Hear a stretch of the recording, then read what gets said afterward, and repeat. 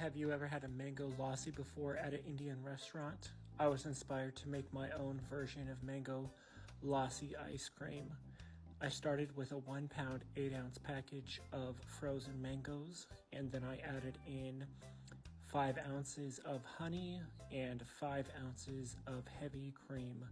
Next, I'm going to come in with 8 ounces of full fat Greek yogurt with honey in it. And then it's going to need just a pinch of salt to really help bring out and enhance that mango-y goodness flavor. It's always important to add a little bit of salt to your desserts to help balance everything.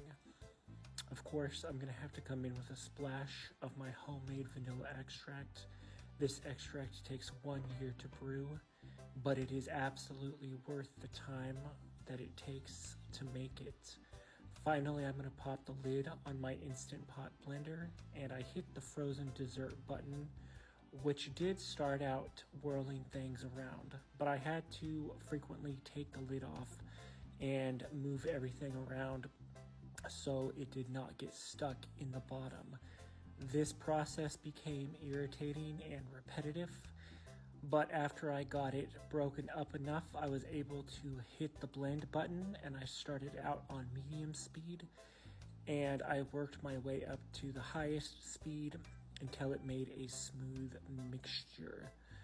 I think that the frozen dessert function was moving at too high of a speed, that everything was just getting stuck around the blade. Here you can see this is when I switched over to just the regular blend mode.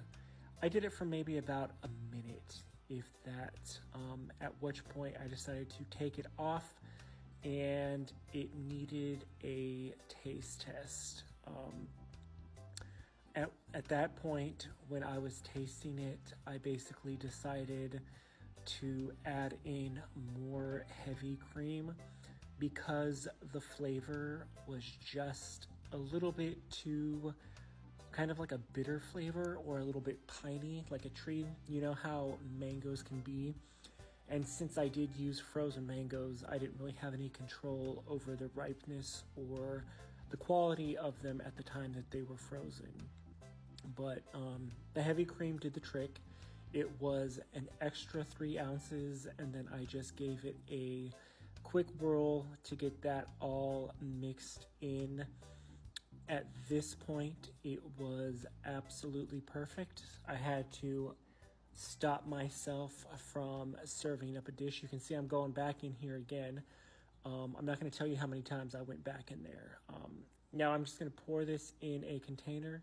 This is the largest container that I could find that would fit this. It's just a square Pyrex baking dish, which works fine. I'm going to pop the lid on it and let it freeze for a couple of hours before it is ready to be scooped out.